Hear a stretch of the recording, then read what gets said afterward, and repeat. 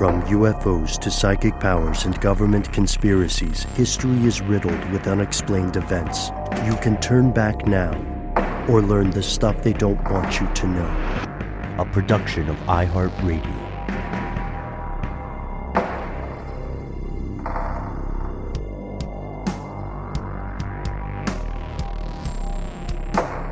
Welcome back to the show. My name is Matt. My name is Noel. They call me Ben. We're joined, as always, with our super producer, Andrew Triforce Howard. Most importantly, you are here. That makes this the stuff they don't want you to know. We're recording on December 16th. There are just 15 days to the new year as the Gregorian calendar, which is kind of a up-and-coming trend, reckons the passage of time. Guys, can you believe it? This has always been a time of reflection, but like looking back on this year, I think we've had some ups and downs, but hopefully we've had more ups than downs. As a people, as a country, as individuals, all three, perhaps. All the above. Ben, I gotta say though, you're bearing the lead a little bit. You typically put a lovely quote at the top of these outlines, and you got a banger of one up top today. I'm gonna have to insist that you read. I'm gonna have to insist that you read it, Ben. I'm gonna have to insist.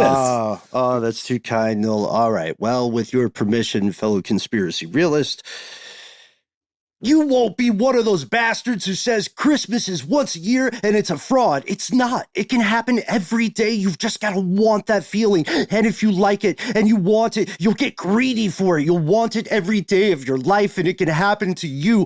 I believe in it now. I believe it's going to happen to me now. I'm ready for it. Turkeys for everyone! This is, of course, from the seminal holiday classic film Scrooged. And I watched this for the first time in many years last Christmas when I also gave you my heart. Yep. And I got to say, guys, I think it's a bit of a metaphor for late-stage capitalism being great. What? No way. Even this quote that you just read, it's like, let's be greedy for Christmas and for love and joy. And Greed is good. It just is all about how you frame it. I pulled the one part of the monologue that speaks coherently because I feel a lot of it was improvised by our buddy Murray, and a lot of it is him sounding like a Wall Street capitalist mid-cocaine That's right. binge. No, yeah, and I mean, even what you put in here, it's got that feeling for sure. But did you guys get that vibe about the film? That like the catharsis at the end is very much giving a pass to the late stage capitalist. Whenever I say what, no way. Oh, I know. I just wanted to be explicit about it. It's just Matt, have you seen Scrooged of late? I have. It's well, of late, yes. It's been a minute, but I have seen Scrooge. It's great. I'm not saying it's not a banger of a fun movie, but Bobcat Goldthwait. Yeah. It's a better. I don't know. That whole like, let's be greedy for Christmas to me is better than delay, deny, defend, depose, whatever. Oh boy, you went know there. What I mean? I'm just saying. Luigi Mangione, the true Father Christmas. I'm just saying. I'm down. I'm more down. I think with let's just give everything away rather than let's take. We're also going to find too one of the things that Frank Cross gets to in Scrooge toward the very end is this idea that perhaps the specific date of Christmas doesn't matter as much as merchandising would like you to believe. Right, the way merchandising makes you feel, not the feeling itself. You can just be a good person on a Tuesday. I am so sorry, guys. Last thing on Scrooge. In the world of Scrooge, does A Christmas Carol by Charles Dickens exist? Do they discuss it as a piece of intellectual property existing in the world of that film? Yeah, because the whole thing is a show within a show. Right, of course they do the show and they're doing A Christmas Carol, but of course everything aligns to the actual ghosts that visit Ebenezer Scrooge. I don't know. Just staple the antlers on. Would you call that? You know what I mean? Would you call that religious syncretism, Ben?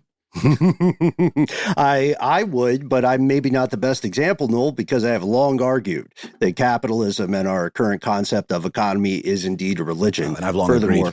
Yeah, probably the most popular one in the world currently. And look, we're checking back, right, in this historical time of introspection, what has passed, what is passing, what is yet to come. Human society is always celebrated around this time, partially because a lot of people died when they ran out of food.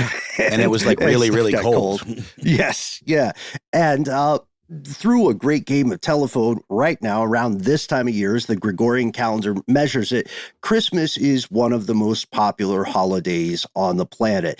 It's so popular that whether or not you celebrate, whether or not you consider yourself Christian, unless you live on North Sentinel Island, you have probably heard of Christmas. It commemorates one of the most famous birthdays in all of history, a guy named Jesus of Nazareth, who, according to adherents of Christianity, is believed to be the Messiah. But our question here is, what if we don't know the full story? When was Jesus Christ actually born? Let's dive into this historical mystery after we get our Q4 numbers in order. We'll be right back.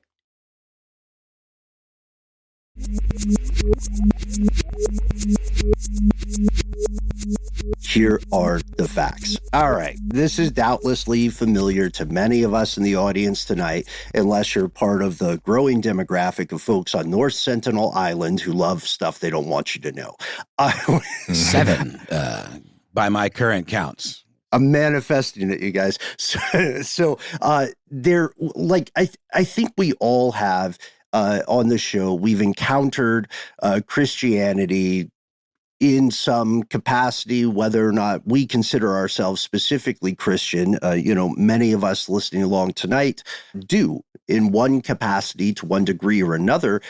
So it's no secret that varying denominations or sects of Christianity agree on the large points of the story of Jesus Christ, right? Especially the death and the beginning.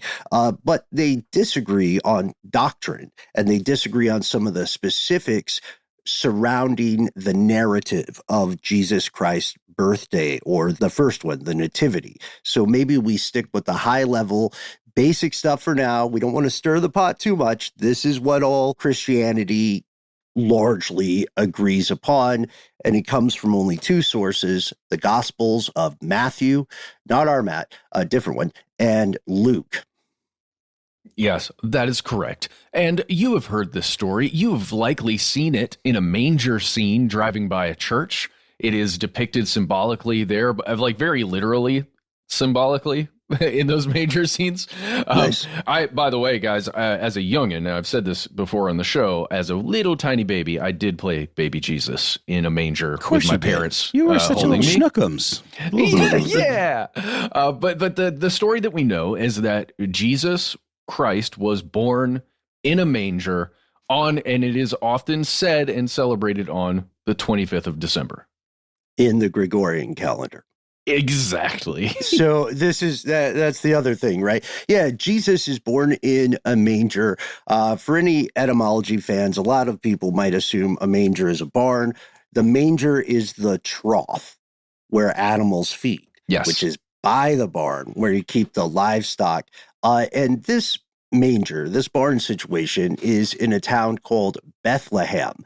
The child is born to two parents, an itinerant carpenter named Joseph and his wife Mary. Joseph is somehow descended from King David.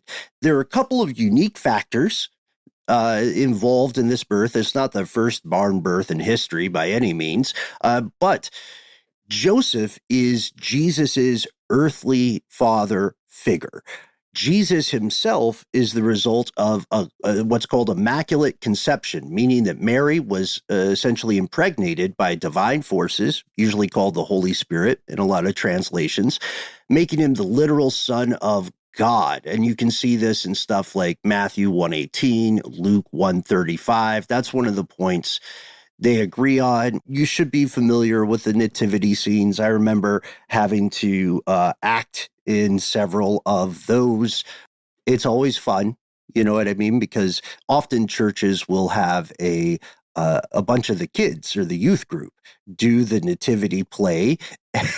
And I still like watching them. You know what I mean? I don't think it'd be fair for me to be in one now because I'd be taking a role from a child. But I do think it's always a good show. I think I was a shepherd of some stripe at some point, wearing a big fake beard as a child, which is always delightful to behold.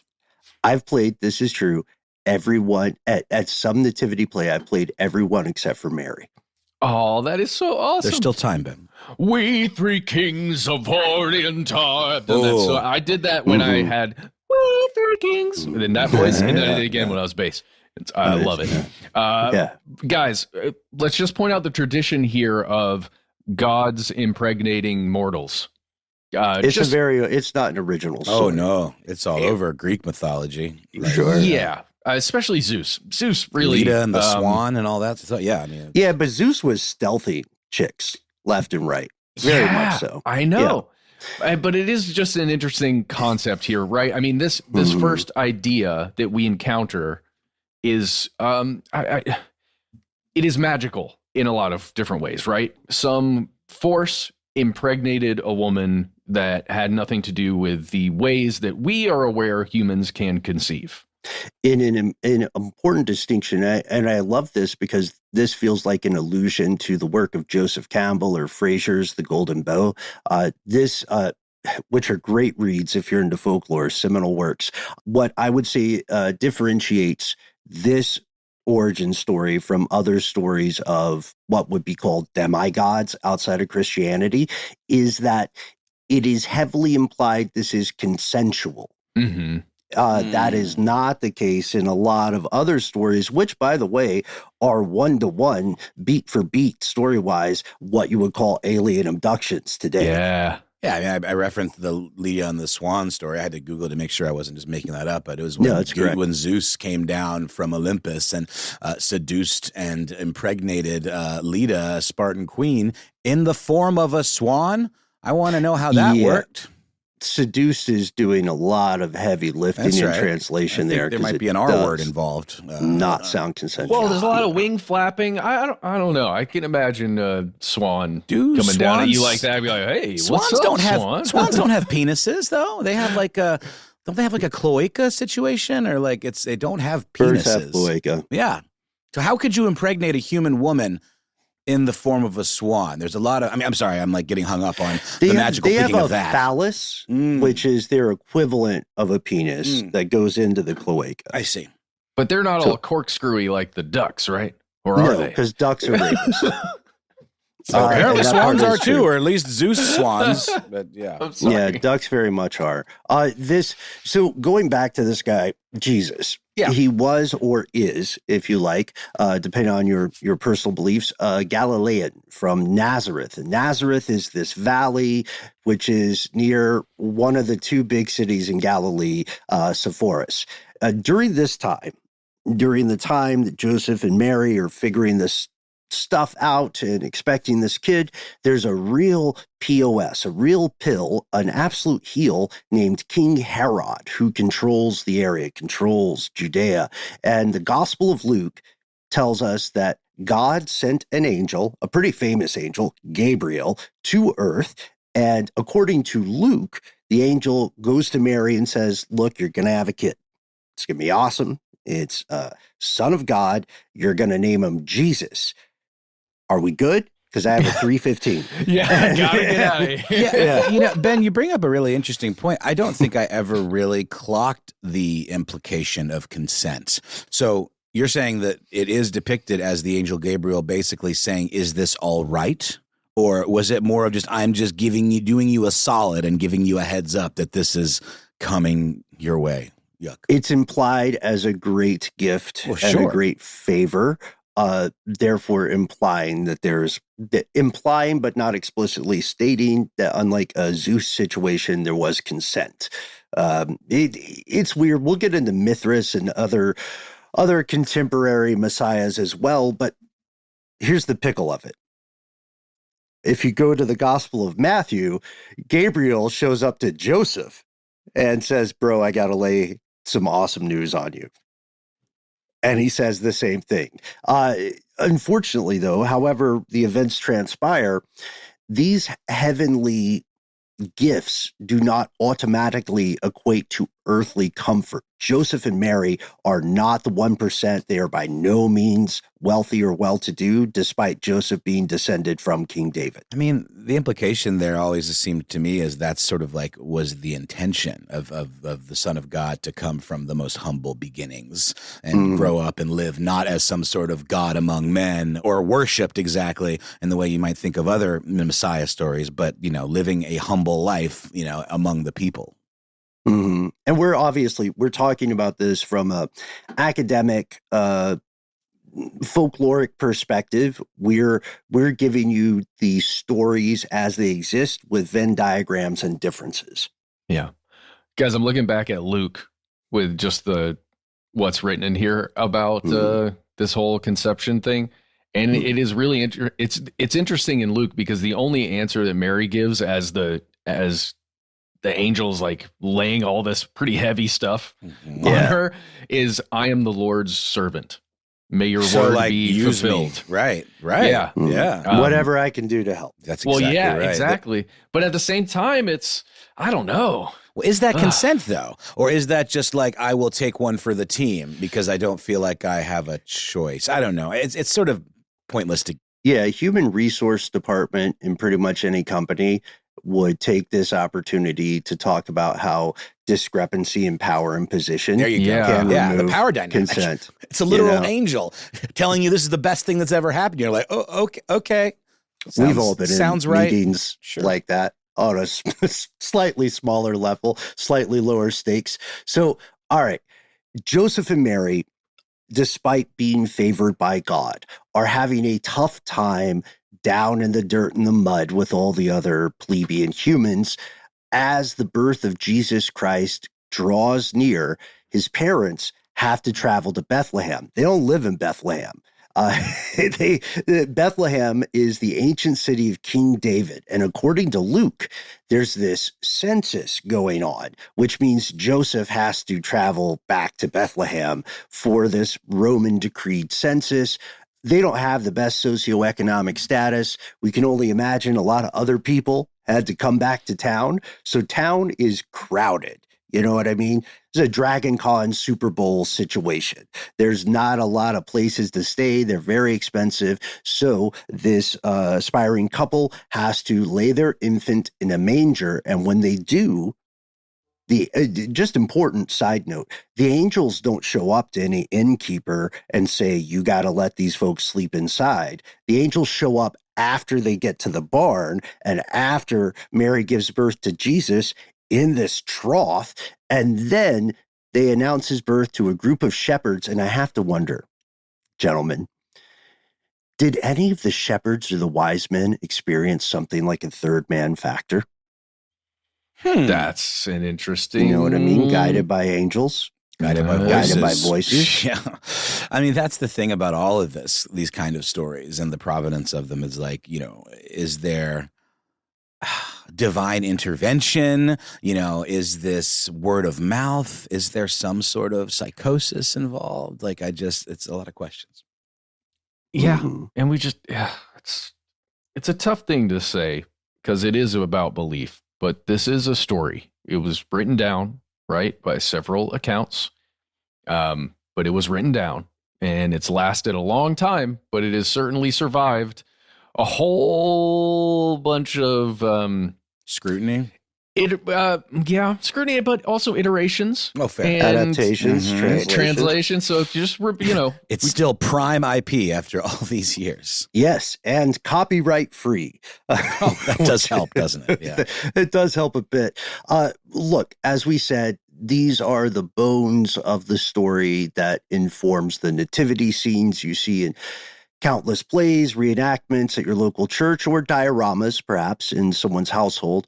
But different groups, again, might not always agree on the specifics. And it might surprise some of us in the audience tonight to learn the disagreements started early on, pretty much from the jump. The two sources that Christianity considers actual sources on this, the Gospels of Matthew and Luke, They agree on the large strokes, the brush strokes of the story, but they disagree on a ton of other details. And this, I would argue, is the sand that creates the pearl here. This is the thing that further distorts as time goes on. The fact that these two works from the jump disagreed on some things. Like Joseph is more in the spotlight in the Gospel of Matthew, and Mary takes a lot of the spotlight in the Gospel of Luke. In Matthew, as we said, angel speaks to Joseph. In Luke, angel speaks to Mary. I think it would have made a little more sense for the angel to set them both down, but I wasn't in the writer's room for this one. Well, it is a writer's room type question. I was wondering, like, did Matthew and Luke, like, have a falling out or something? Like, did they schism and have some sort of, like, public disagreement? And I couldn't find anything about that. But there are other discrepancies between their gospels in terms of, like, genealogy and lineage and various things pertaining to other major players in these kinds of biblical tales. 100%. So just really quickly, let's talk about the difference in those two scenarios. Man and woman in a relationship, they have not consummated this marriage, I suppose, as Mary is a virgin, at least according to both books. Right. An angel comes to the man and says, hey, your wife, who is a virgin, is going to give birth to the Son of God. What is that conversation like then with Mary? Hey, Mary, guess what? Got some news for you. And in the opposite direction, Mary says, hey, God impregnated me, so having a baby. Just the human aspect of it is very interesting to me in the concept of how they handled that. I would say probably very strange situation, if nothing else, right? That's being extremely diplomatic. Yeah. Because, you know, we hear it all the time. What would you do if you were in a relationship and your partner came to you and said, hey, I know we haven't slept together, but there is a kid on the way, and I just need you to believe me. It's a good thing. Yeah. And I did not cheat on you. Yeah, at all. It's just that guy up there. Like that old meme from a little while back. It's above me. You know, I'm just relaying what the uppers are saying.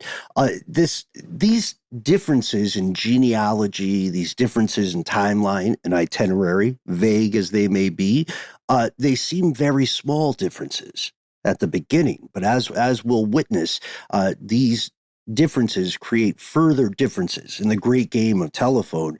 And for thousands of years, despite the immediate discrepancies, people tended to triangulate what they saw as the true story. They would look at Matthew and Luke, they would do a Venn diagram. Where do these guys agree? And let's take the sum of the stuff these gospels do agree on, and we'll call that the truth. That's, yeah. I mean, and it's interesting too when you switch between like New International Version of the Bible and King James and some of the other even newer versions of the Bible. Book of Mormon, yeah. And just how those small language changes in both of those sections of the Bible really do, at least in my mind, alter the meaning just enough. And that thing you're saying, like almost like the lens in front of it just tilts slightly as you read through it. It's weird. One thing that I also found is that Mark apparently came first of Matthew, Mark, and Luke. And it's kind of understood that that's the case because a lot of biblical scholars have analyzed all three of them and found that Luke and Matthew actually take stuff from Mark and kind of make edits and sort of decide things to include and remove some of the maybe more out there bits from Mark and kind of give it their own spin. It was a wild mixtape back in the day, fellas, pre-Nicaea and so on. But the important part for our purposes, Mark will come in later. For right now, the only biblical basis for the nativity are the Gospels of Matthew and Luke. Mark is not talking about this stuff. And today, most Christians will celebrate the birth of Jesus Christ on December 25th in the Gregorian calendar. Here in the United States, a lot of people who don't consider themselves Christians will still celebrate aspects of Christmas because, frankly, It's just a fun time. You like parties? You like cool decorations? You like giving and getting gifts? Yeah. Cool. You like pointy red hats with white trim? Let's go. Right? You heard about eggnog, my guy? Give me some of that nog. And there's not necessarily, I mean, if you're not hurting anybody, do as thou wilt. In centuries past, though, this was much more serious. It was considered downright sacrilegious, heretical, to raise too many concerns about these possible discrepancies or with certain details of the origin story. How did a person get from point A to point Z, right? What was the cycle of the moon, et cetera, et cetera? Dangerous questions. In more recent times, fellow conspiracy realists, scholars, historians, theologians, other experts have been wrestling with this conversation anew. A lot of forensic science is going into this. They're asking themselves, when was Jesus Christ actually born? We can try to answer it after a word from our sponsors.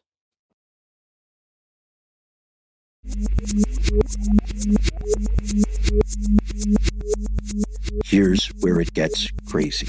The first thing we can do to answer this question is assure you, weirdly enough, it was almost certainly not December 25th. It was like 99.8% not December 25th.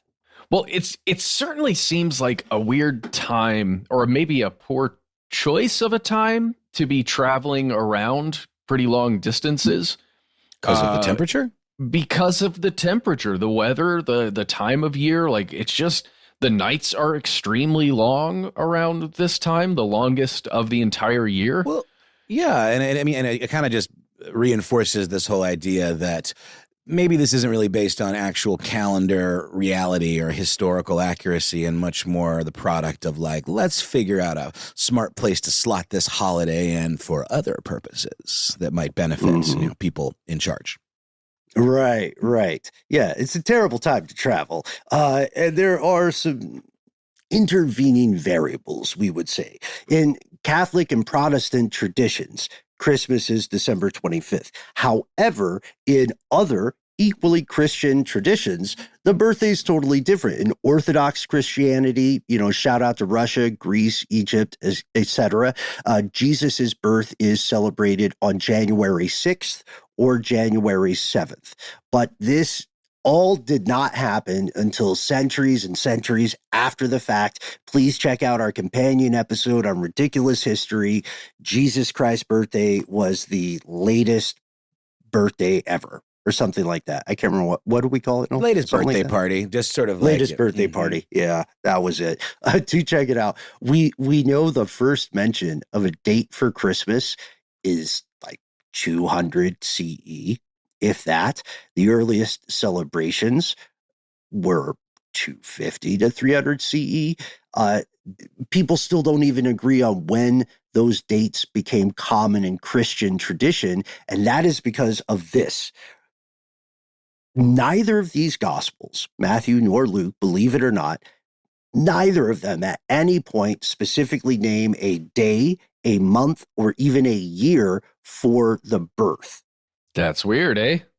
That's like saying, hey, I'll always remember, when my kid was born, and let me tell you a story about how tough it was to get to the hospital. And then they say, oh, yeah, around when did that happen? And you go, out of time. No idea.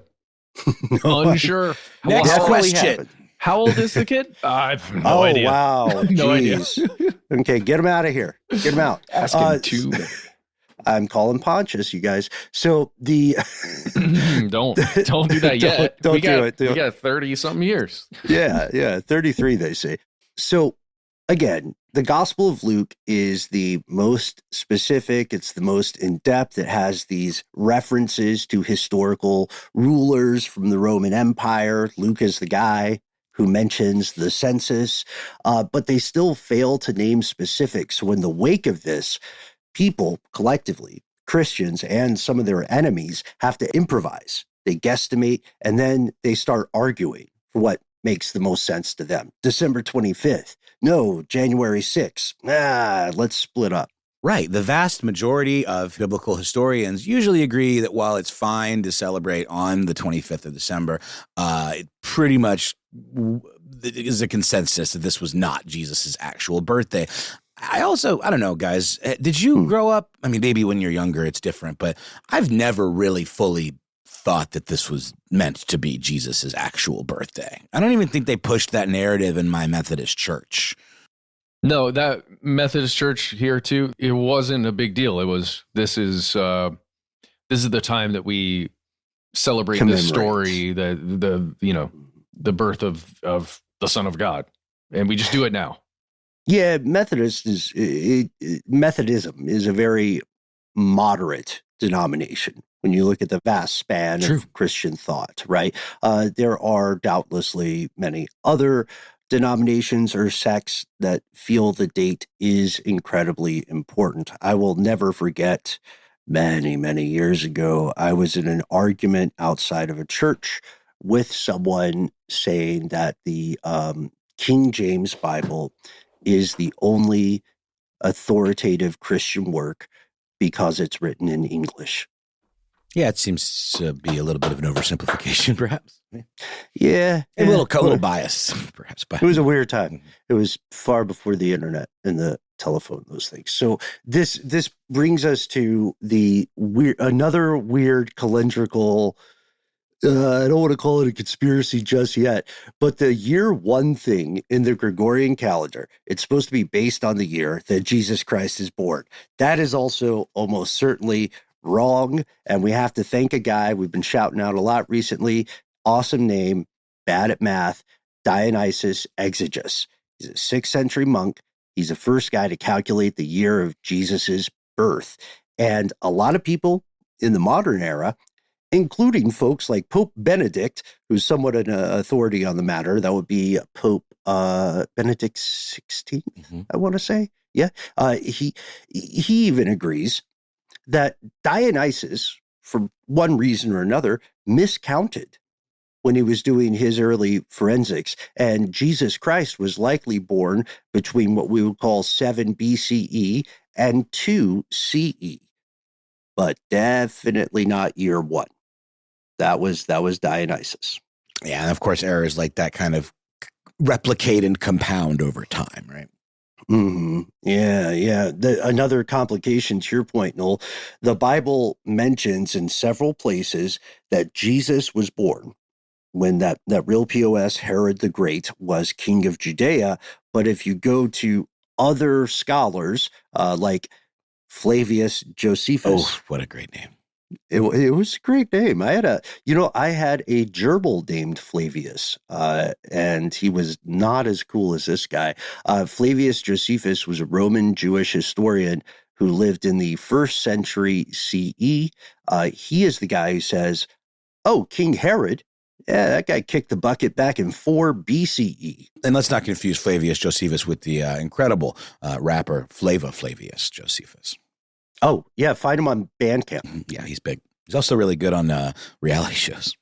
And so, according to this guy, if we're putting faith in Flavius, we have to then conclude that Jesus was born at least 4 years earlier, probably even earlier than that, than the current calendar says.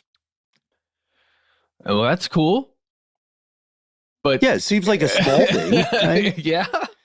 Until, cut to thousands of years later. Our pals Dave Roos and Desiree Bowie point out at our alma mater, How Stuff Works, that part of the confusion probably comes from different priorities. So people in the modern world figuring out the exact date of Jesus's birthday, their goals differ from the goals of whomever wrote the Gospels. This is where we go to an awesome quote by a guy named Ian Paul, a theologian, biblical scholar, actually super impressive dude who's got a website about this stuff called Sephizo. Great name for a website and great quote. He writes, "We have this modern obsession with dates and chronological order, but the gospel writers were much more interested in theology than chronology." Well, that's a big deal, right? It's not about when it happened. It's not about that at all. It is that this happened, and it's important that you know that this happened, dear reader or hearer of these words. Yeah, it's what happened and why it matters, more so than when, right? Yeah, that is, I mean, you know, that's interesting because like it does make you think of like when did this kind of pedantic focus on chronology become more the order of the day? I think it probably happened with the rise of dogma in organized religion, and then it got galvanized by the fact that if you need a PhD, you have to find something very specific to argue about. Well, yeah, and in intense agricultural stuff, right? Back in the day, that was some of the first numbers that were ever developed, and some of the first language were based directly on agriculture. Because now we've got something immediately in our vicinity. We got to watch how long it's been in the ground. We got to watch how much water has been applied, right? We also have to monitor and ration the food available for the population based on their socioeconomic status, which is why you have meatless practices and you eat fish on certain days. Well, and it's why you got to watch out when winter solstice is around the corner and you've got the longest night and you can celebrate, oh, the sun is coming back now. The sun can only get higher in the sky from this point forward for the rest of this year. I always get like kind of seasonal depressive situations around this time when it gets dark so much earlier, but that's just such a, you know, modern problem. If you think about back in the day, those earlier, you know, sunsets mattered like in a functional way. Yeah, sure. That's why most people have polyphasic sleep before the advent of the electric light. Yes. Sorry, guys, isn't it weird to you? My world is so northern hemispheric. Yeah. And centric. Northern hemisphere centric. Yeah, I like it. I like the second one. Yeah. Yeah, sorry. But it's just I don't think about on the same day that we celebrate winter solstice, like this year it's the 21st of December. Mm-hmm. In the southern hemisphere, it is the longest day, the shortest night, and then the most sun that they're going to be getting for a long time. And the toilets swirl differently. I mean, it's just nuts down there. Well, yes, but really, it's such an opposite thing. And the separation is massive in a lot of ways. You know, from I guess where we are in Georgia versus if you go, you know, to Australia in certain parts down that way. But I don't know. There's something to just the tilt of the Earth causing that much of a difference in experience on the same planet is very odd to me. Yeah, because from far enough away, that tilt, that little wobble might seem like a very small thing. Yeah. Right? And it has, again, this is another metaphor, right? It has a great consequence to the people on the ground. I also clearly we're not denigrating the Southern Hemisphere at all, but we are going to tell you something true. The people who are writing this had no idea. Yeah. They may have debatably knew a little more about astronomy and a little more about the shape of the Earth than they're given credit for now, but they did not know a lot of stuff that was out there. They were. If you said South America, they would be like, America? Who's that? I haven't read any of his stuff. And they like, because of that, it's sort of like in the game Civilization, where your map gradually grows larger as people travel. Unfortunately, now at this time, the vast majority of people were living and dying within what we would call about 30 miles of where they were born. It was not a lot of people were hopping on Delta One. You know what I mean? I think maybe I need to read a different translation. But they did have griffins that they could ride around on, didn't they? Wait, no, they did. That was Ryanair. I think I'm mixing. Sorry. Yeah, but that's the story. That's the classic human. Mix up the story. Treat it like Chipotle. Pick out the bits you want from the buffet. Right. This might be disappointing. To that excellent quote you shared there, Noel, this might be disappointing to think, oh, these guys are more centered on the rough idea, the theology, than the chronology. But it makes a lot of sense because Matthew and Luke were written a long, long time ago.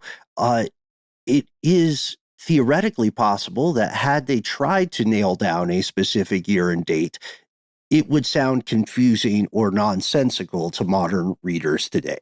You know what I mean? If they were like, on the night of the one past the third, beneath the annum, whatever that means, you know what like, you would be baffled. You would say, just give me something easy.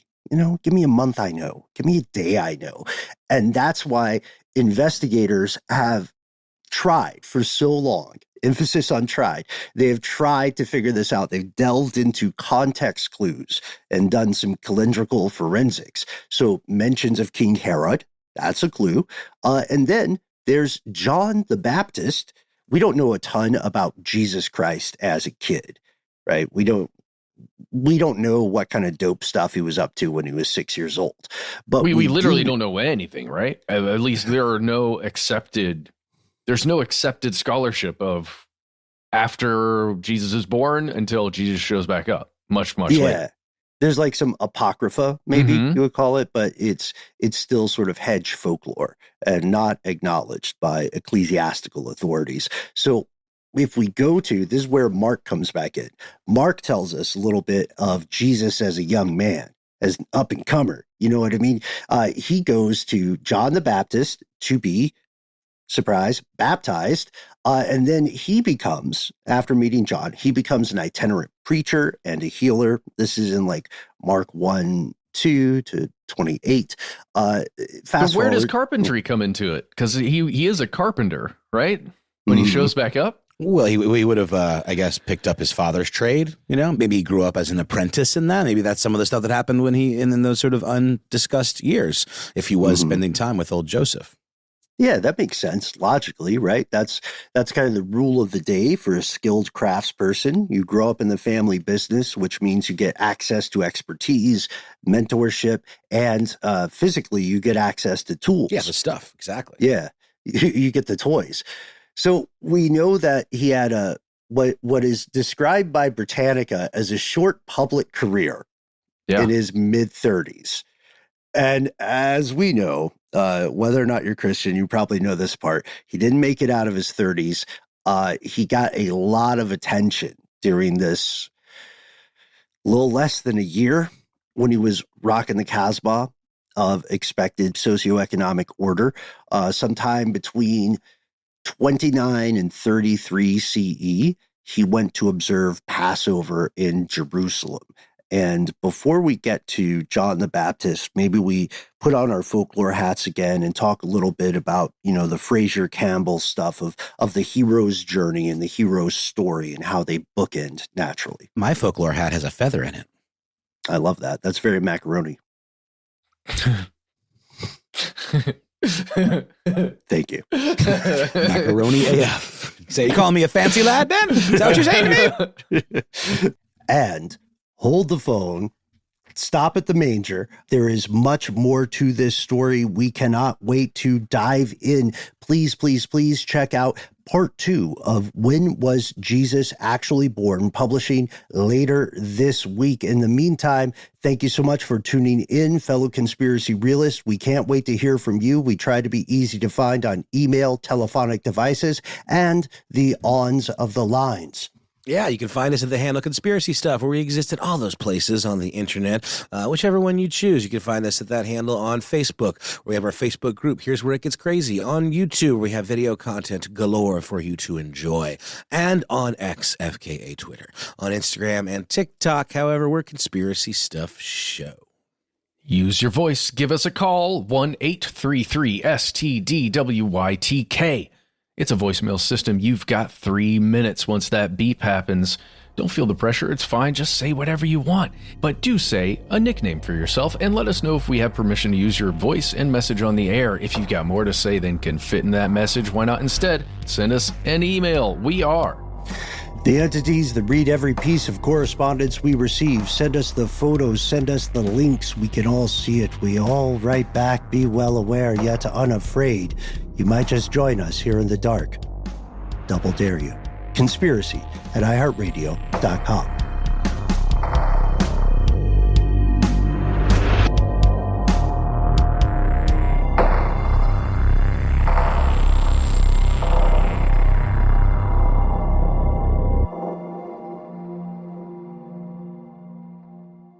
Stuff They Don't Want You to Know is a production of iHeartRadio. For more podcasts from iHeartRadio, visit the iHeartRadio app, Apple Podcasts, or wherever you listen to your favorite shows.